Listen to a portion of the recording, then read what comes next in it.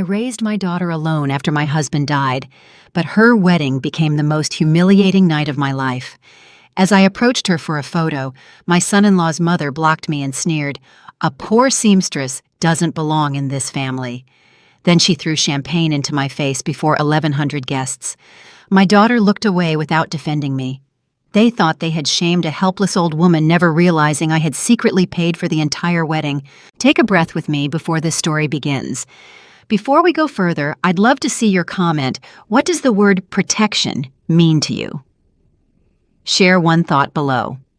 Your words might be what someone else needs to read today. Please note some details have been fictionalized for storytelling, but the message about protecting family is real. The champagne hit my face before I saw the crystal flute move cold, sharp, humiliating, and the entire ballroom of 1,100 Charleston elite fell silent as magnolia-scented liquid dripped from my chin onto my worn navy dress. My name is Lorraine Graves. I am 70 years old, and this is the story of how my daughter's wedding became the night I stopped being a victim and became something far more dangerous. Before I continue, let me know where you are watching from in the comments below. Hit like and subscribe if you have ever had to stand up to people who drastically underestimated your worth. I had been standing to approach my daughter for a photograph. Vivica, 31 years old and radiant in her white silk gown, stood beside the 5-tier wedding cake with trembling hands, her pediatrician's steady fingers now gripping a champagne flute as if it were the only thing keeping her upright. I wanted one picture with her, just one moment to remember on a night I had secretly funded with money they would never believe I possessed. But Irene Redmond materialized in front of me before I could take 3 steps. 69 years old and wrapped in pearls that cost more than most people's cars. She held that crystal flute raised high, her face twisted into something that might have been a smile, if smiles could promise violence. The champagne was expensive. I knew because I had paid for it. Every bottle. Every drop now soaking into my dress while 1,100 guests turned to stare. The orchestra stopped mid-note. The violin's high note hung in the air like a scream cut short. I could feel every pair of eyes in that ballroom lock onto me, the politicians, the lawyers, the old Charleston families who measured worth in generations and last names. "A seamstress has no place at a Redmond wedding?" Irene announced, her voice carrying across the sudden silence with the confidence of someone who had never been told no. I did not wipe my face. I simply stood there, champagne dripping from my eyelashes, and looked at her. "Do you know who paid for every flower in this room?" I asked quietly. The question was meant only for her, my voice low enough that the crowd could not hear, but she heard me. I watched her smile falter. For just a fraction of a second, I saw confusion flicker across her face before the mask of aristocratic superiority snapped back into place. The whispers started immediately rippling through the crowd like poison spreading through water. "Did you see?" Stepped on the gown. "Doesn't belong here." I had spent 18 years living a careful lie. At 70, I drove a battered Subaru, mended curtains for neighbors, and let Charleston high society assume I was nothing more than a widow scraping by on memories. They looked at my worn dress and calloused hands and decided I was beneath them. They were wrong, but standing there with champagne soaking into my collar, I let them believe it. I let them think the seamstress had been put in her place. Then Wilder Redmond appeared at my elbow. 34 years old, with a smile practiced in boardrooms and country clubs, he gripped my arm with a force that promised consequences. "You're embarrassing, Vivica," he hissed, his voice a low, venomous whisper meant only for my ears. "You need to leave, right now." I let him grip my arm. My head turned instead, searching the crowd for my daughter. I found her standing near the wedding cake, exactly where I had been trying to reach her. Our eyes met across 20 feet of marble floor and 1,100 silent witnesses. She was pale. Her hands were shaking so badly I could see the champagne flute trembling from where I stood. For 2 seconds I counted them. We stared at each other. I had raised her alone. Her father died when she was 6, and I had built everything I owned from nothing to make sure she would never want for anything. I had taught her to be kind, to be strong, to stand up for what was right. But I had not taught her to do this. Vivica lowered her gaze. She turned away from me. She chose silence. I did not wipe the champagne from my face. I wanted to remember exactly how this felt, because I knew I would need that memory later. "Let's go," Wilder said, his fingers digging into my arm as he steered me toward the exit. I did not resist. I let him guide me through the crowd that parted before us like I was contaminated. I walked past Orville Redmond 72 and still trading on a faded senatorial title from 2 decades past, who stood near the bar wearing the expression of a man who believed his last name granted him immunity from consequences. How long does it take for a mother to realize she has lost her daughter to a predator? 2 seconds. The exact length of time it took Vivica to lower her eyes and choose him over me, which meant someone else had been doing the raising for months. Wilder released my arm at the heavy oak doors. I pushed through them myself, stepping out into the cold October rain that had started while I was inside, watching my daughter marry a man I was only now beginning to understand. The rain mixed with the champagne still dripping from my hair. My worn shoes soaked through immediately on the wet cobblestones. Behind me, the orchestra resumed playing. They were already moving on, erasing me from the evening, as if I had never existed. But they had made one catastrophic miscalculation. They assumed the seamstress was powerless. I stood in that rain for exactly 10 seconds, feeling the cold seep into my bones, and I made a decision. Not the decision to fight back. I had made that decision the moment Vivica turned away from me. No, this was a different decision. I decided to stop playing the role they had assigned me. I walked toward my battered Subaru, parked at the far edge of the lot, where the valets had directed me with barely concealed contempt. The rain was falling harder now, but I did not hurry. They thought they knew who I was. They thought they had measured me and found me wanting. Within 3 hours, I would discover exactly how deep their trap went and how carefully they had planned my erasure. But they did not know what I had spent 40 years building in the shadows while pretending to be small. The white marble lobby of the Bellman Charleston place glowed with the kind of warmth that only extreme wealth can buy, and I stood dripping champagne and rain onto their pristine floor, looking exactly like what Irene Redmond had called me, a seamstress who did not belong. I had made this reservation 6 weeks ago, a suite on the 8th floor overlooking Marion Square. 48 hours of refuge after watching my daughter marry a man whose smile never quite reached his eyes. Neutral territory far enough from the Redmond estate to breathe close enough to reach Vivica if she needed me. The young front desk clerk at the Belmont, Trevor Whitfield, adjusted his glasses and tapped his keyboard with the careful politeness of someone trained to deliver bad news to wealthy guests. "I'm very sorry, Ms. Graves," he said, his voice dropping to that particular register of professional regret. "The cancellation was requested at 8:47 p.m. this evening by a Mr. Wilder Redmond. He said you were no longer attending the event." I heard the words. I understood their meaning. But for 3 full seconds, I simply stood there while my mind performed a calculation that changed everything. Reception began at 6 p.m., champagne thrown at 9 p.m., room canceled at 8:47 p.m. He canceled my room before he expelled me. "Your luggage was forwarded to a motel on Highway 17 per Mr. Redmond's instructions." Trevor continued sliding a business card across the marble counter. "The Palmetto Inn. I'm very sorry for the inconvenience." I took the card. My hands did not shake. That would come later in private, where no one could weaponize my grief. "What time did my luggage leave the hotel?" I asked. Trevor checked his screen. "The bellman logged it at 8:52 p.m., ma'am. 5 minutes after Wilder made the call. 8 minutes before his mother threw champagne in my face. They had choreographed my erasure down to the minute." "Thank you," I said. I walked back through the revolving doors and stood on the wet sidewalk of King Street. Somewhere across this city, my daughter was dancing at her wedding reception, and I was finally beginning to understand what kind of wedding it really was. The Palmetto Inn squatted beside Highway 17, like something apologizing for existing, a 2-story rectangle of yellowed concrete and flickering neon advertising vacancies and free coffee. My suitcase waited inside room 14, placed carefully on the luggage rack by someone who had been paid to make my humiliation efficient. I locked the door, drew the curtains against the truck noise and sodium lights, sat on the bed that smelled faintly of industrial bleach and decades of other people's disappointments. Then I let myself reconstruct the pattern I had been refusing to see. February, Vivica mentions meeting Wilder Redmond at a Charleston Historical Society fundraiser. "Charming," she said, "comes from one of the oldest families in the city." March, she quits her pediatrics practice, says she wants to focus on wedding planning, and Wilder thinks the hospital schedule is too stressful. April. She moves into the Redmond estate, temporarily, just until the wedding. May through September, our phone calls grow shorter. She is busy. She is tired. She will call me back. She does not. October 18th. I watch my daughter turn away from me in front of 1,100 witnesses. 6 months of isolation executed with surgical precision. I found the yellow envelope at the bottom of my suitcase, tucked inside the zippered lining where I had kept it for 6 years.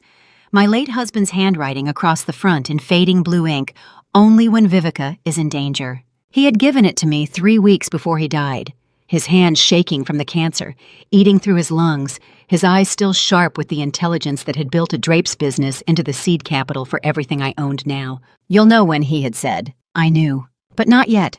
First, I needed to understand exactly what I was fighting. I pulled out my phone and dialed a number I had not called in 4 months. Renee Kelly, 45, and running a $6.8 billion empire from a corner office in downtown Charleston, answered my 2 a.m. call on the second ring without asking a single question, because 15 years ago, I had pulled her company back from the edge of bankruptcy, and she had never forgotten. Renee, I said, I need everything on the Redmond family, every debt, every shell company, every creditor, by morning. Silence for exactly 2 seconds. Then, consider it done. You'll have it by 6.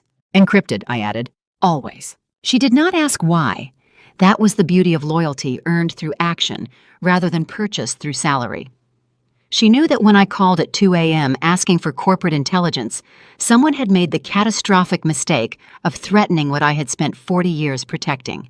I set my phone on the nightstand and stared at the water-stained ceiling, listening to 18-wheelers shake the walls as they passed on Highway 17. How does a mother miss 32 months of predatory choreography? Because she trusts her daughter to see danger, and because the best hunters know how to make the trap look like love. The report arrived at 5:47 a.m., 47 pages of financial archaeology that Renee's intelligence team had excavated from public records, offshore filings, and the kind of databases that required both skill and moral flexibility to access. I read it twice. Orville Redmond's investment firm, $41 million in debt to an Atlanta syndicate specializing in loans to families who could not afford traditional banking scrutiny. First loan, January 2021. Wilder Redmond's clean energy company, a shell. No contracts, no revenue, no employees beyond himself, and a part-time bookkeeper. The $18.5 million trust fund in Vivica's name inaccessible until marriage or age 35. Vivica turned 31 in June. Marriage was the only key. And buried in an appendix, Wilder Redmond was introduced to Vivica Graves at the February 2021 Charleston Historical Society fundraiser by Marcus Aldridge, a financial advisor later identified as a consultant to the Atlanta syndicate. 26 months. They had been hunting my daughter for over 2 years before she ever met him at that charity event she thought was chance. I closed the laptop as gray October dawn bled through the motel curtains, the 47-page report glowing on the screen, $41 million in syndicate debt, 2 years of engineered courtship, one naive pediatrician with an $18.5 million target on her back. Renee had given me the complete blueprint of their desperation. They had spent 2 years hunting my daughter. They had 48 hours before I hunted them back, and the hunt would begin at exactly 9:45 the following morning. I walked through the glass doors of First Palmetto Heritage Bank at exactly 9:45 a.m., wearing yesterday's wrinkled dress and carrying a matte black card that would either save my daughter's future or prove I had waited too long. 15 minutes. That was how long I had before $18.5 million vanished into a Singapore account Vivica did not know existed. The young receptionist, Helena Monroe, started to direct me toward the customer service queue with the polite smile of someone trained to identify problems before they reached management. I need to speak with your branch manager, I said, immediately. Ma'am, if you could just fill out this form. I placed the card on her desk. Matte black. No logo. No bank name. Just a 16-digit serial number engraved in platinum and a signature I had not looked at in 4 years, Chairman Everfresh Holdings Capital Reserve. Helena's polite smile froze. Her hand reached for her phone. Graham Ashford, the branch manager in his mid-50s with silver temples and the careful posture of a man who had spent 30 years learning when to question wealth and when to simply obey it, appeared from his office within 90 seconds of seeing my card. Ms. Graves, he said, offering his hand with the deference that money this quiet always commanded. Please come with me. His office smelled of leather and old wood. He closed the door, checked his watch, looked at me with the expression of someone trying to reconcile the wrinkled dress with the card. How can I help you this morning? The Vivica Graves Revocable Trust, I said. I need to see all pending transactions. He turned to his monitor. Then his hand stopped. Ma'am, there is a wire transfer order scheduled for 10 a.m. $18.5 million to a Singapore account. Authorized by whom? Wilder Redmond. He has power of attorney as of October 16, 2023, 2 days before the wedding. 2 days before Vivica married him, he made sure he owned her money. The trust is a revocable grantor trust under South Carolina Code Section 62-7. I said, I am the grantor. I have reasonable grounds to suspect fraud. I am requesting an emergency administrative freeze effective immediately. Graham's carefully neutral expression cracked. Ms. Graves, with respect, an emergency freeze requires substantial. 12 minutes, Mr. Ashford? I checked my watch. In 12 minutes, that wire executes and my daughter loses everything. You have my apex tier credential proving my authority as grantor. You have statutory grounds under Section 62-7.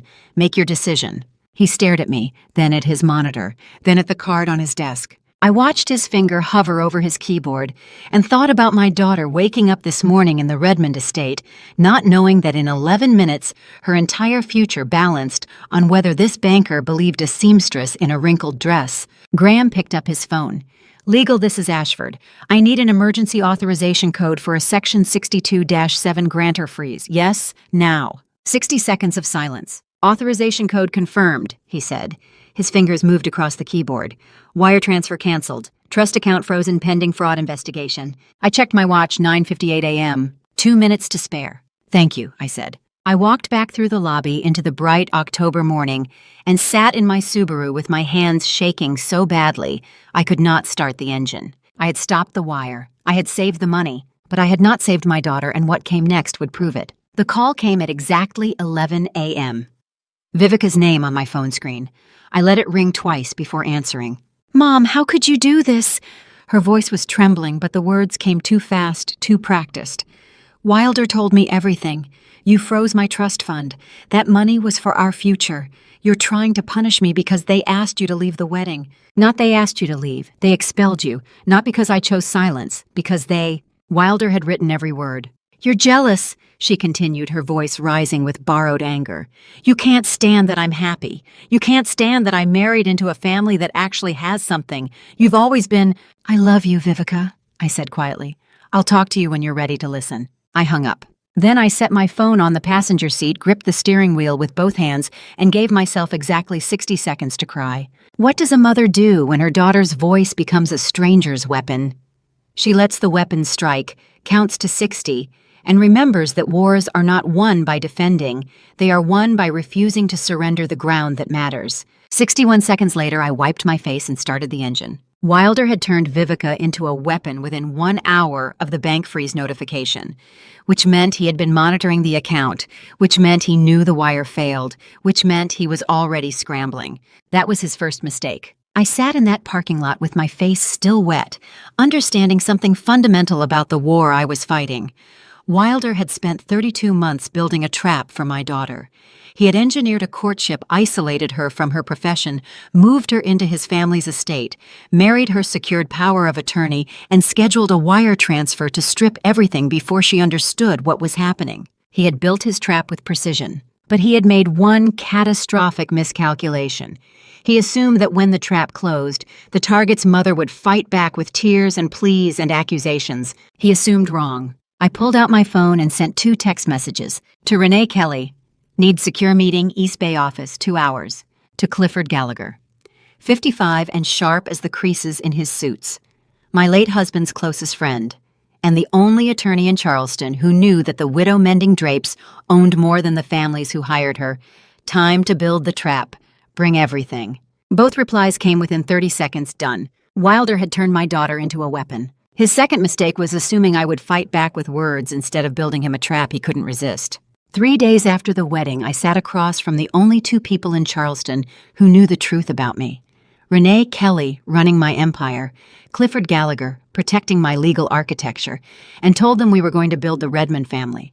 A lifeboat, then pull the drain plug. The office on East Bay Street had no name on the door. 4th floor unmarked entrance windows overlooking the harbor, where container ships moved through morning fog like ghosts.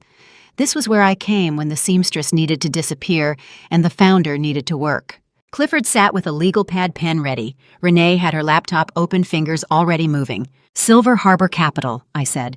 Geneva-based private equity firm specializing in distressed southern real estate portfolios. You're going to build it in 72 hours. Renee looked up. Complete shell. Everything. Offshore accounts, corporate history that passes standard background checks, NDA protected entity structure. Make it real enough that desperate men won't look deeper. And the offer, Clifford asked. $48 million for the Redmond real estate portfolio, the Cooper River estate, the downtown commercial properties, everything Orville hasn't already mortgaged to the Atlanta syndicate. Renee's fingers stopped moving. $48 million, that's generous. They only owe 41. The extra $7 million is bait, I said. Desperate men need to believe salvation comes with a cushion. They need to think they're not just surviving, they're winning. Clifford smiled the way he used to smile in depositions when opposing counsel walked into his trap. Drowning men don't check the structural integrity of life preservers. Exactly. I pulled out the intelligence report Renee had compiled. Orville's first syndicate payment is due December 1st. He doesn't have it. He's been refinancing personal debt for 18 months, shuffling money between accounts to create the illusion of solvency. The wedding cost him his last liquid reserves. So we offer him $48 million, Renee said slowly, just in time to save him from default. And we make the offer through Clifford, I continued. Senior Acquisition Director for Silver Harbor Capital. You'll approach them at the Charleston Commerce League event next week. Orville never misses it. He still thinks networking will save his reputation. Clifford made a note. What's my angle? Geneva investors diversifying into American coastal markets. You've identified the Redmond portfolio as undervalued due to temporary liquidity constraints. Very discreet, very fast close. The kind of deal that looks like luck but smells like destiny. Renee sent the Silver Harbor letter of intent, Monday morning, simple, elegant, predatory, like watching a chess grandmaster offer a desperate amateur exactly the opening they think they want. By Wednesday, the corporate shell was complete. Registered address in Geneva. Board of directors listing 3 European nationals who existed on paper and nowhere else. A website showing 15 years of acquisition history, each deal carefully fabricated to suggest competence without inviting deep investigation. Bank references that would confirm account existence, but reveal nothing about capital reserves. It was beautiful. It was also a lie so carefully constructed that the Redmonds would never see through it until the moment it collapsed beneath them. How long before they bite? Renee asked. Days, I said. Maybe a week. Orville's too proud to look desperate, but he's desperate enough to move fast once he convinces himself this was his idea. I drove home to my cottage on James Island that evening, exhausted from maintaining 2 identities, the widow who mended curtains, the founder who built traps for predators. The sun was setting over the marsh, painting the water gold and orange, and I thought about my daughter waking up in the Redmond estate, believing she had married into stability. She had married into a carefully orchestrated theft. The call came Sunday afternoon. Bryn Sutton Vivica's college roommate turned pediatric surgery nurse called me with the careful tone of someone who knows they are about to shatter a mother's remaining illusions. Lorraine, I need to tell you something strange, she said. I visited Vivica yesterday. Maisie came with me. Bryn's 8-year-old daughter, Maisie, bright and observant in the way children are, before the world teaches them to ignore what adults want. Hidden had been playing in the Redmond estate garden while her mother visited Vivica. Maisie was hiding behind the azalea bushes. You know how she is always making forts. She heard Wilder on his phone. He was in the garden alone. She said he was crying. I set down the coffee I had been drinking. Crying. She heard him say, "Tell Leo his daddy is working." Then something about Christmas. Then he hung up and walked back inside. Maisie asked me who Leo was. I didn't know what to tell her. I stared at the kitchen wall, my hand gripping the phone hard enough to make my knuckles white. Lorraine, are you there? I'm here. I thought you should know. It felt wrong. I can't explain why, but... You did the right thing calling me, I said. Thank you. I hung up and pulled out the notepad I kept beside the phone. Wrote one word, Leo. Then I sat at my kitchen table and let myself understand what Bryn's innocent daughter had accidentally revealed. Leo, a child. 4 years old if I calculated the timeline Renee's intelligence had uncovered. Somewhere in Switzerland, probably Zurich, based on the offshore account structures. Waiting for his father to come home with money stolen from a woman Wilder had married as a transaction. My daughter was sleeping beside a man who had built an entire second family while courting her. I underlined the name Leo 3 times, the pen pressing hard enough to tear the paper beneath. A 4-year-old boy in Switzerland was waiting for his father to come home with stolen money. My 31-year-old daughter was sleeping beside a man who had never intended to stay. And somewhere in this cottage in the drawer where I kept documents too painful to look at, frequently, a yellow envelope from my late husband was waiting to tell me something he had known 18 years ago, that this moment would come and I would need to remember who I was before Charleston society decided who I should be. I had built an empire in shadows. Now I was going to use it to destroy the men who thought my daughter was currency. 3 weeks after the wedding, I sat at my kitchen table in the cottage on James Island and opened the envelope my husband had sealed 18 years ago with instructions I had never wanted to need. Only when Vivica is in danger. The yellow paper had aged to the color of old parchment. His handwriting across the front was fading, but still unmistakably his precise, steady, the penmanship of a man who had built a small drapes business into something that became the seed capital for everything I owned. I broke the seal. Inside a photograph and a single folded note. The photograph showed us at 32, standing in front of the Brooks Drapes and More van we had purchased used for $800. I was 7 months pregnant with Vivica, my hand resting on the swell of my belly, wearing a dress I had sewn myself from fabric remnants. My husband stood beside me with his arm around my shoulders, grinning at the camera with the confidence of a man who believed hard work and love could build anything. We were broke. We were happy. We were about to become parents. I had forgotten that version of myself, the woman who owned nothing, but knew exactly who she was. The note was in his handwriting, dated 3 weeks before he died. You built everything from nothing once. You can protect everything from nothing again. Call David Harrison. David Harrison, the code name he had used for Clifford Gallagher when discussing legal matters he did not want recorded. He had been planning for this danger since Vivica was born, not knowing what form the threat would take, but knowing it would come. I set the photograph down on the kitchen table next to the cold coffee I had forgotten to drink, and in the quiet of the cottage where I had raised my daughter alone, I felt my husband standing right behind me, 18 years gone, but still teaching me how to fight. He knew, not what would happen, but that I would need to remember who I was before the empire, before the wealth when all I had was a sewing machine and a daughter to protect. I picked up my phone and called Clifford. I'm ready, I said when he answered. Schedule the meeting with Renee. I need to know everything. 1 week later, I sat in the unmarked office on East Bay Street while Renee opened her laptop and showed me how deep Wilder's planning truly went. Anwen Weaver, she said, pulling up a photograph of a woman in her late 20s, standing on a Zurich balcony with a small boy. 28 years old. Living in an apartment in the FIL district, rent paid by wire transfer from an account Wilder established 14 months ago. The boy is Leo. He turned 4 in September. I stared at the photograph. The child had Wilder's eyes.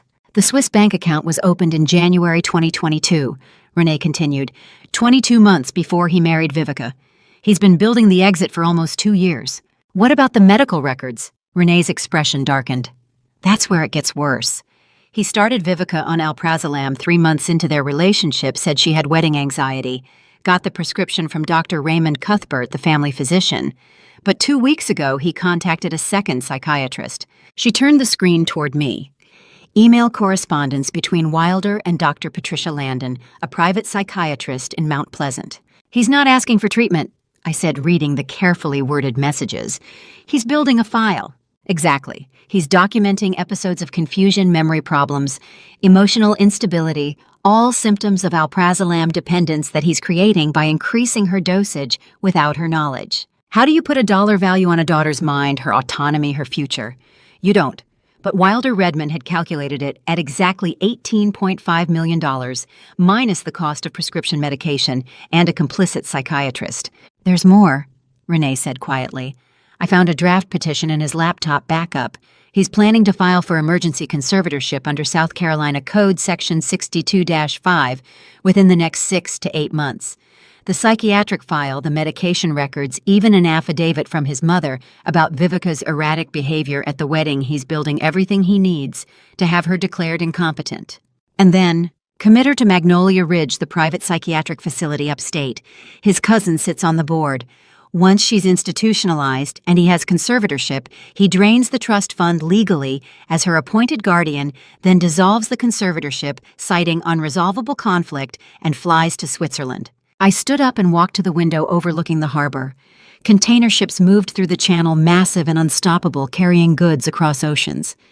My empire was built on the infrastructure that made those ships possible: refrigerated containers, cold storage facilities, the invisible machinery that fed the world. I had built it all in shadows so my daughter could live in light, and Wilder Redmond had spent 32 months engineering a trap to destroy her mind, steal her fortune, and leave her institutionalized while he played father to a child she did not know existed. "He's already spoken to a psychiatrist," Renee said behind me, "not to treat Vivica, but to get a second opinion on her supposed condition. He's building the case before she even knows there's a case." I turned back to face her. "This isn't financial fraud." "No," Renee agreed. "This is premeditated destruction of a person." I sat back down and looked at the intelligence file spread across the table between us. $41 million of debt, one conservatorship petition, one psychiatric facility with a complicit board member, one woman who did not know she was being systematically dismantled. "Which means we don't just stop him," I said. "We make sure he can never do this to anyone else." Renee closed her laptop. "What do you need?" "Everything on the conservatorship process, every doctor involved, every timeline. And I need to know the moment Silver Harbor Capital makes contact with the Redmonds. Clifford sent the letter of intent yesterday. If Orville is as desperate as the intelligence suggests, he'll call within the week." I closed the intelligence file and looked at Renee across the table in our unmarked office on East Bay Street. I had raised a pediatrician who healed children. They had turned her into a transaction, and somewhere in Charleston the trap I had built was about to spring.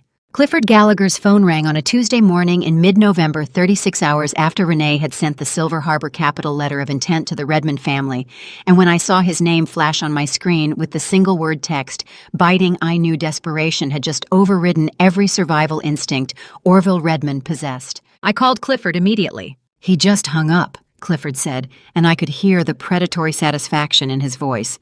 "Called at 9:47 a.m. Didn't ask for credentials. Didn't ask for proof of funds, didn't ask for references or previous acquisition history." "What did he ask?" "When can we meet, and can the $48 million wire within 10 days? He said the family has immediate liquidity needs." Immediate liquidity needs. The kind of phrase desperate men use when they're 3 weeks from default and the Atlanta syndicate has started making phone calls about collection methods. "What did you tell him?" "That I would need to consult with Geneva, that our acquisition committee doesn't typically move that quickly, that I would see what's possible." Clifford paused. I made him work for it, made him explain why speed mattered. He started talking about market timing and strategic opportunities, but his voice had that edge, you know the one. I knew the one, fear pretending to be confidence. How desperate did he sound? On a scale of 1 to 10, 12. A drowning man doesn't ask to see the life preserver's warranty, he grabs it with both hands and holds on, which is exactly what Orville Redmond just did when he called Clifford asking for $48 million without asking a single question about who was offering it. "When are you meeting?" I suggested early December, gave him 3 possible dates, all vague. Let him think I'm juggling other deals. "Good, make him wait, make him think he might lose this." "He's already losing it," Clifford said. I could hear it in every word. This isn't a negotiation to him, it's a rescue. I ended the call and texted him 4 words. "Don't reel yet. Let them swim." His reply came within seconds, understood. I sat in my cottage kitchen staring at my phone, thinking about the invisible machinery of traps. The best ones don't snap shut immediately. They let the prey walk deeper into the mechanism, so confident they've found safety that they never notice the walls closing in. 3 days later, Renee forwarded me a link to the Charleston Post and Courier website. The headline read, "Historic Redmond Family to Host Exclusive Christmas Gala." I clicked through to the article. Photograph of the Cooper River estate at sunset, all magnolia trees and waterfront grandeur.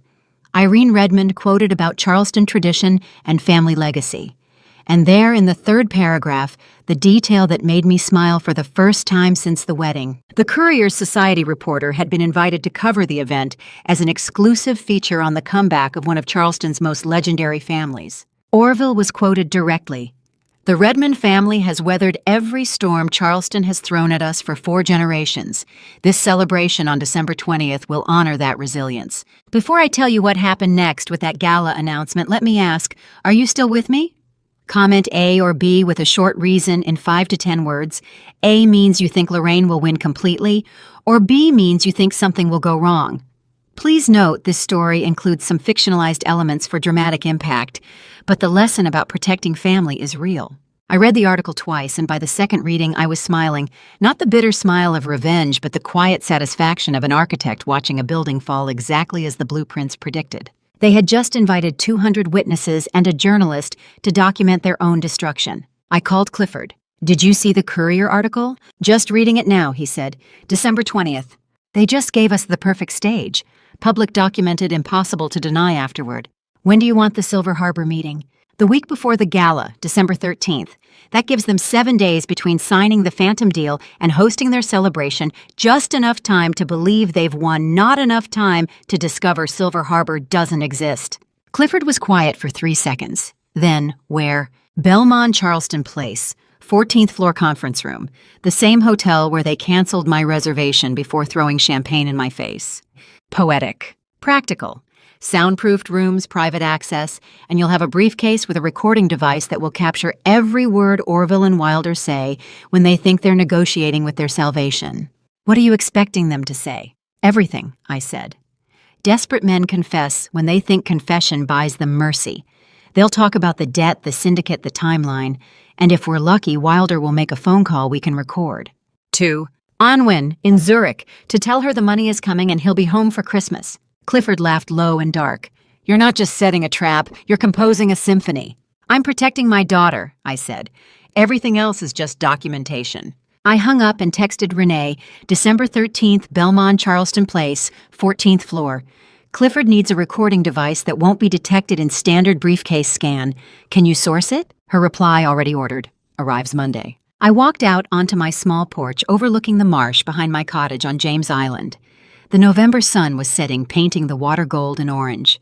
Somewhere across this city, my daughter was living in the Redmond estate, taking medication that was slowly eroding her ability to recognize the trap closing around her. Somewhere in Switzerland, a 4-year-old boy named Leo was waiting for his father to come home with stolen money. Somewhere in an Atlanta office syndicate, accountants were calculating interest on $41 million of debt. And in 12 days, all of those threads would converge in a ballroom full of Charleston elite who thought they were attending a Christmas celebration. The gala was scheduled for December 20th, 2023. Clifford would meet the Redmonds the week prior, December 13th, in a private conference room at the Belmont Charleston Place, with a hidden microphone recording every desperate word. We had exactly 12 days to position every piece of the trap. 12 days was more than enough time to end a family that had spent 32 months hunting mine. I sat in the concrete darkness of the Belmont Charleston Place parking garage on December 13th with a wireless earpiece pressed against my left ear, listening to Clifford Gallagher's footsteps echo across a soundproofed conference room 14 floors above my head as he walked into a meeting that would either give me everything I needed to save my daughter or prove I had waited too long. 12 days. That was all the time between Orville's desperate phone call and this moment. The microphone in Clifford's briefcase was no larger than a shirt button, but Renee had assured me it would capture every word spoken within 20 feet, even through the glass doors leading to the balcony. Military-grade parabolic technology originally designed for hostage negotiations. Today it would negotiate my daughter's freedom. "Gentlemen," Clifford's voice came through clear and calm in my ear. "Thank you for meeting on such short notice. I know the timeline is aggressive." "Not at all." That was Orville trying to sound magnanimous instead of desperate. The Silver Harbor proposal is exactly the kind of strategic partnership the Redmond portfolio needs. I heard papers shuffling, Clifford laying out the term sheet, $48 million for real estate assets, worth maybe $30 million on a generous day. The Redmonds were being offered salvation at a 60% premium, and they were going to accept it without asking a single question about why. "My colleagues in Geneva are prepared to move quickly," Clifford said.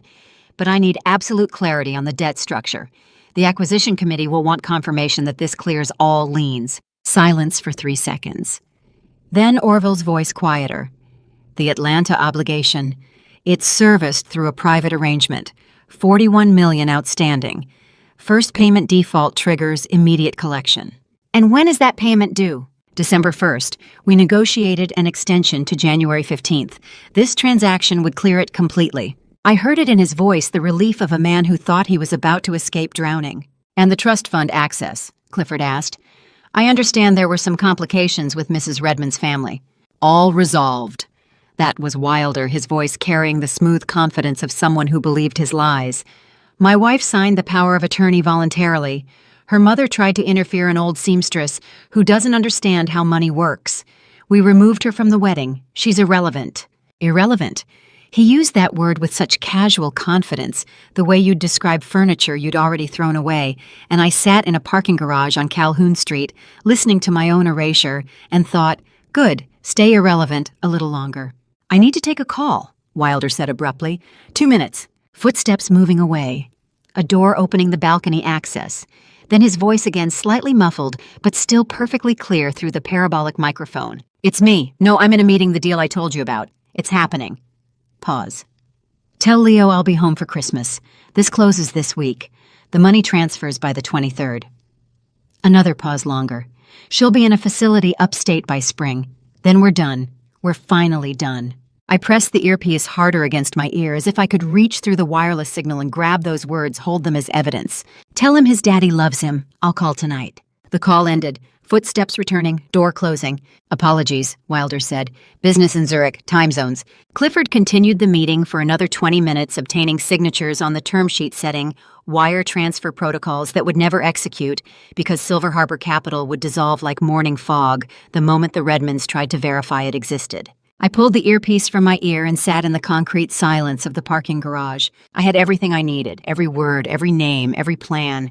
Wilder Redmond had just confessed to premeditated abandonment, institutionalization, and fraud while thinking he was negotiating salvation. The recording device in Clifford's briefcase had captured it all, while Silver Harbor Capital's phantom offer kept the Redmonds waiting for a rescue that would never come.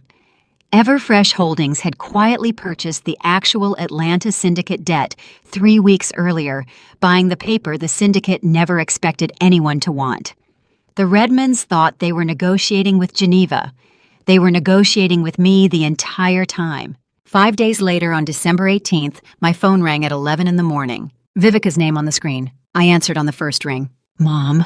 Her voice sounded different, not the practiced anger from the bank freeze call, but something exhausted and frightened.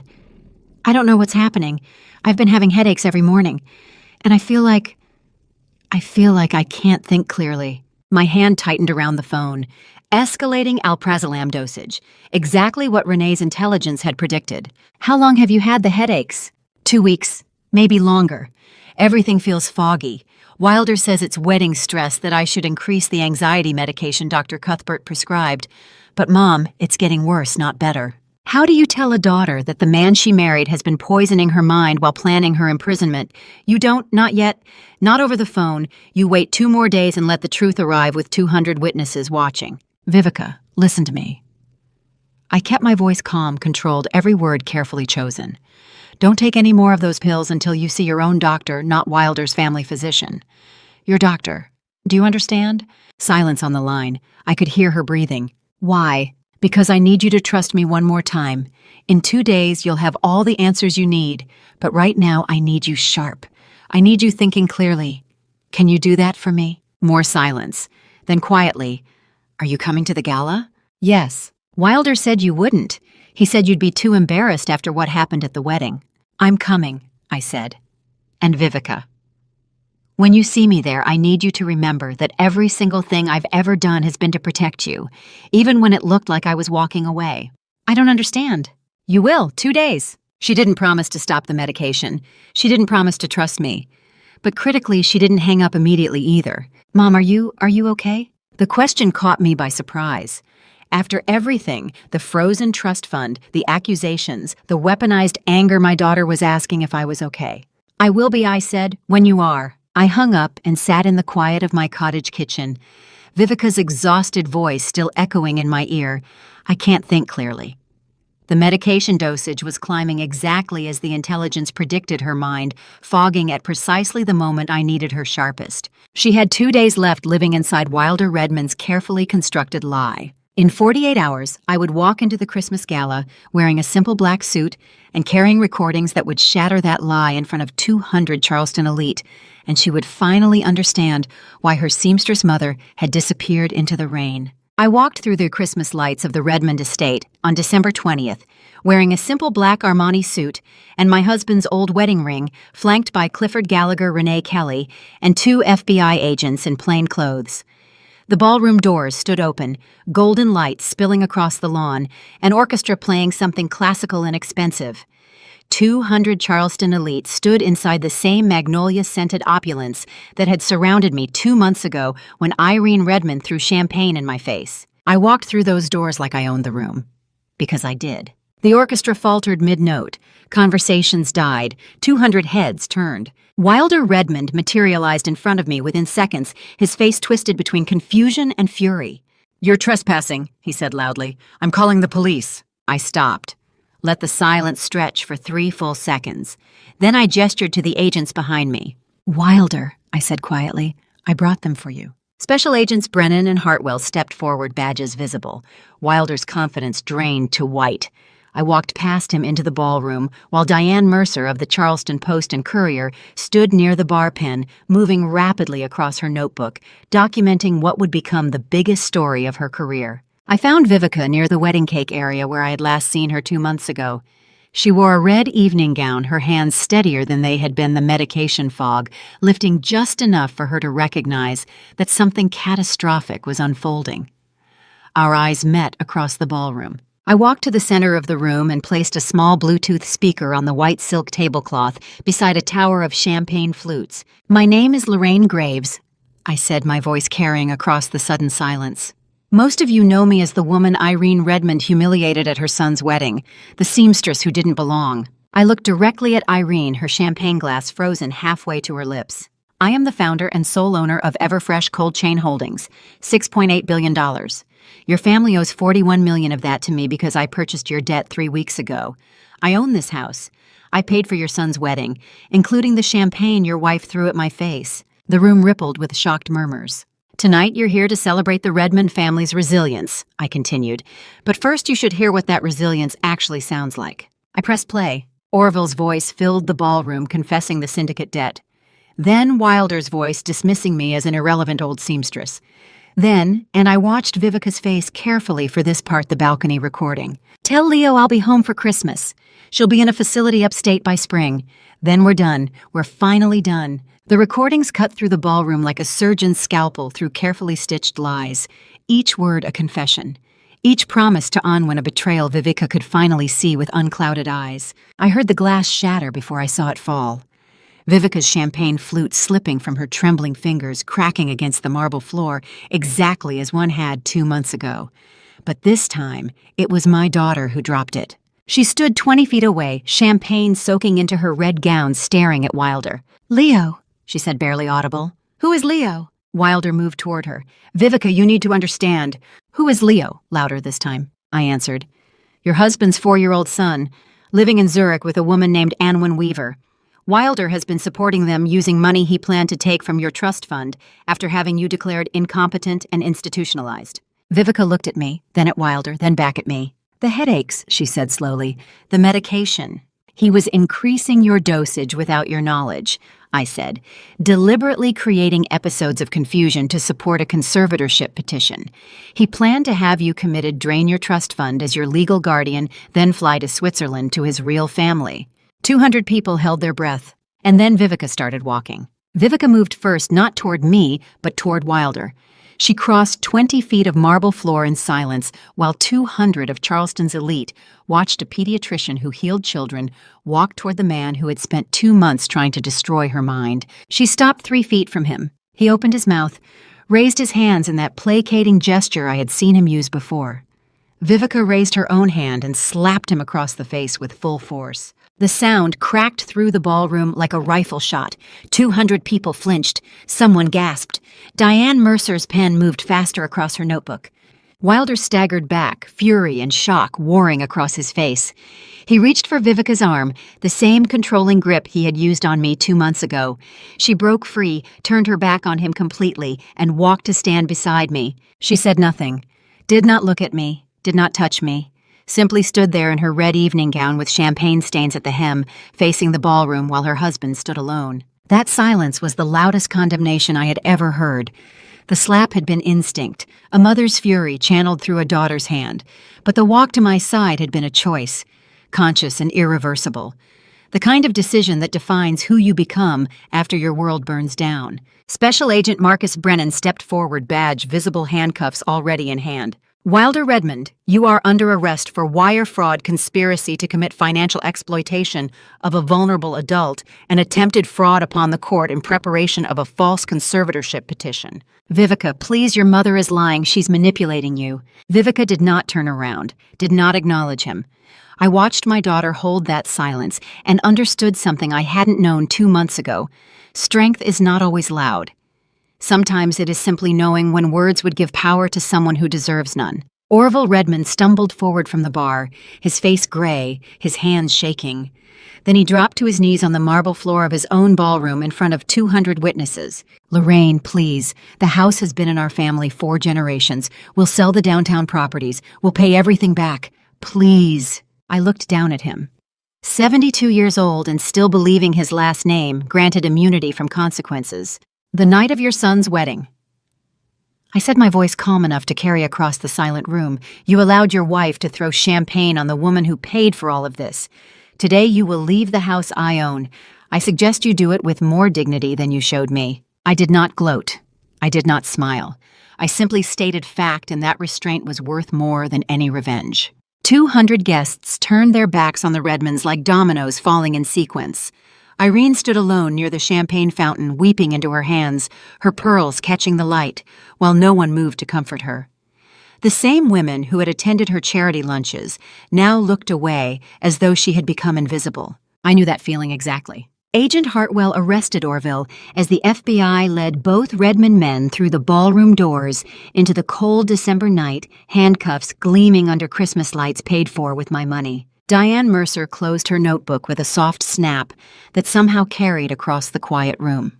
Tomorrow, the Charleston Post and Courier would run the biggest story of the year, the fall of a dynasty, and the revelation that the seamstress they had humiliated owned more wealth than every family in this ballroom combined.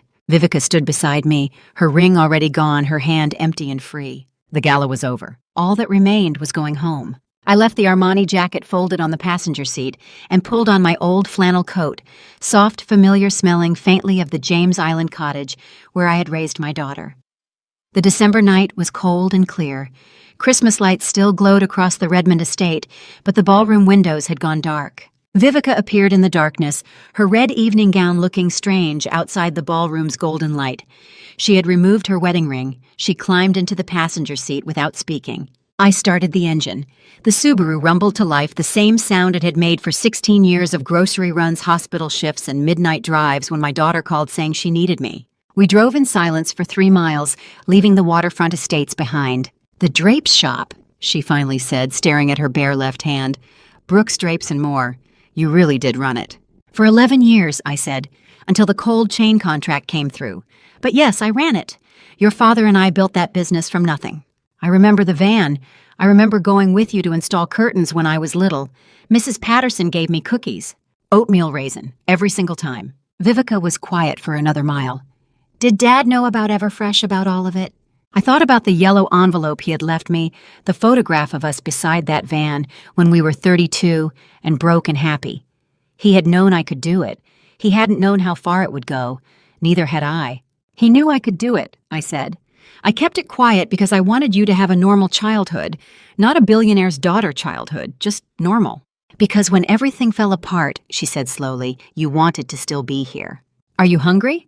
I asked, because sometimes the smallest gesture is the only one that matters. For the first time since getting in the car, she looked at me and smiled, small and sad and real, starving. There's leftover pasta in the fridge, the kind with the mushrooms you like, from the farmer's market. We drove past strip malls and gas stations and the diner where Vivica and I used to get pancakes when she was in medical school studying until 3 a.m. Mom, her voice was very quiet.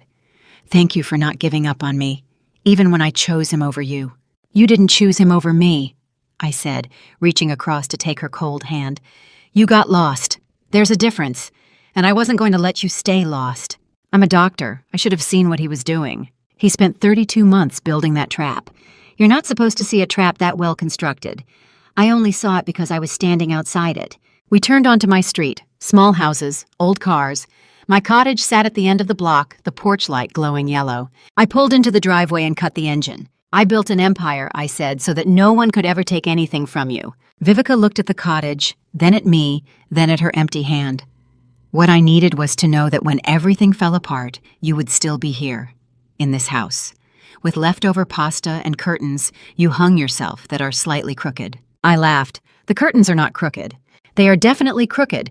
The left side is 2 inches higher than the right. 2 inches is within acceptable variance. Mom, you're a billionaire. You can afford to hire someone. Sitting in that battered Subaru in my driveway, I heard my daughter laugh for the first time in 2 months. Inside, family photos hung slightly crooked on the walls. The coffee pot sat exactly where I had left it. Everything was simple and worn and real. I had spent 40 years building a $6.8 billion empire so that no one could ever take anything from her. What I didn't understand until that night was that the only thing she had ever truly needed was the woman who drove this car. She had that all along. And to you listening to my story, remember this. The greatest power isn't found in wealth or status, but in knowing who you are when everything else is stripped away. I spent 40 years building an empire in secret thinking money could protect my daughter from anything. But I was wrong about one thing: she didn't need the billionaire founder. She needed her mother, the woman who drove a Subaru and hung curtains in a cottage on James Island. Don't make my mistake of thinking protection always requires power. Sometimes it just requires presence. If you're facing a predator who's targeting someone you love, remember this. They count on you being small, quiet, and powerless. They build their traps assuming you won't fight back with everything you have. But when you protect family, you tap into something deeper than strategy. You tap into the fierce love that built you in the first place. I believe God put me through this trial so I could share this message with you. Never underestimate a mother's resolve. Never assume the quiet ones are weak. And never ever mistake patience for surrender. These revenge stories with Mom at the center resonate because we've all felt powerless at some point. If you connected with this family revenge story, drop a comment. Have you ever had to protect someone you love? Share this with anyone who needs to hear it. And for more family revenge stories, subscribe to Silent Revenge with Phoenix. These revenge stories with Mom fighting back remind us that quiet strength is still strength. Thank you for staying until the very end. Please remember, while the emotions and lessons in this story are real, certain details have been fictionalized for narrative impact. What matters is the message, and I hope it stays with you long after you stop listening.